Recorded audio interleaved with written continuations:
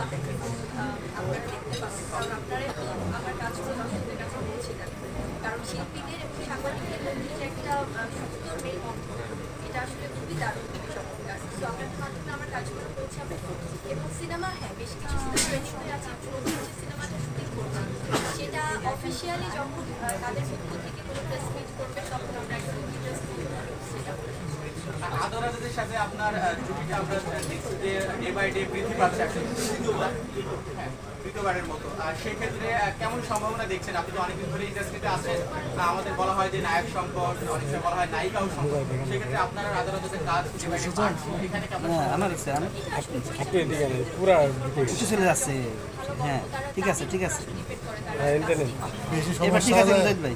সেভাবেই যখন আমার সাথে অন্য হিরোদের সাথে যখন তারা হচ্ছে যে গল্পভাবে যাবে, এই কাস্টিং যাবে, তখনই তারা চুজ করছে। ওইভাবে আসলে অনেকের সাথে কাজ হচ্ছে এবং আমি তো বড় করে বলেছি যে একজন শিল্পী হিসেবে আমি সবার সাথে কাজ করতে চাই, সেটাই বলছি। তো ছুটি হিসেবে আমার কাছে মনে হয় এটা দর্শকদের ডিপেন্ড করবে তারা কীভাবে এক্সিকিউট করছে কাজ। তো বরাবরই আসলে অভিজ্ঞতা যাদের সাথে কাজ হচ্ছে। আর শোনা যাচ্ছে যে পিডিং হয়তো ঈদে আসতে পারে, আসলে কি ঈদে আসবে কিনা কেউ জানেন? এটা আসলে প্রোডাকশন হাউসের উপর নির্ভর করে, কারণ আমরা তো অনেক সময় অনেক অ্যানাউন্সমেন্ট শুনতে পাই, অনেক প্ল্যানিং থাকে।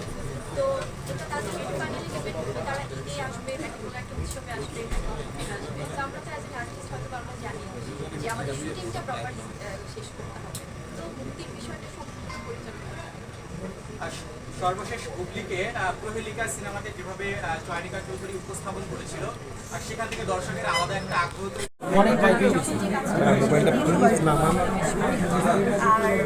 যেটা হয় যে এটা শুধু আমাদের দেশে ওয়ার্ল্ড ওয়াইড, কিন্তু দেখা যাচ্ছে সেটা ইন্ডিয়াতে বা মানে হলিউড ইন্ডাস্ট্রিতেও যারা অনেক ব্যস্ততম আর্টিস্ট তারাও কিন্তু এক্সক্লুসিভ কোনো প্রোগ্রাম তারা এক্সক্লুসিভ কোনো প্রোগ্রাম হলে অবশ্যই সেই ব্র্যান্ড লঞ্চিংয়ে সবাই এক্সপেক্ট করে থাকে।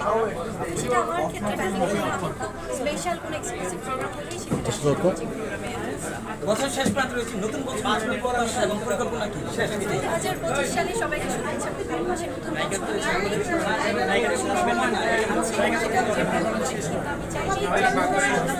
শেষ সবাই যেন আপু আমরা শেষ করি, আপু সবাই সবার পাশে থাকে, পজিটিভ চিন্তা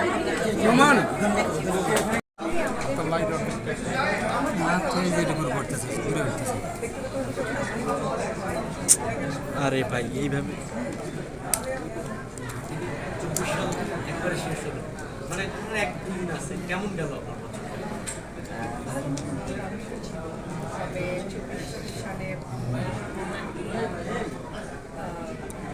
মানুষের ঘটনা সহ্রিয়া আমাদের যতটুকু কেন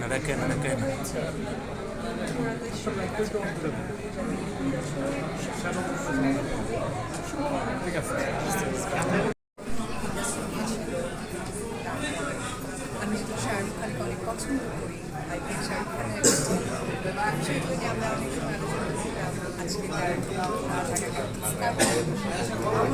আমার জাস্ট অনেক বেশি ঘুরে যায়, প্রাউড ফিল, ভেরি কংগ্রেচুলেশন তার টিমের জন্য এবং ইনশাআল্লাহ তারা জিতে যাবে।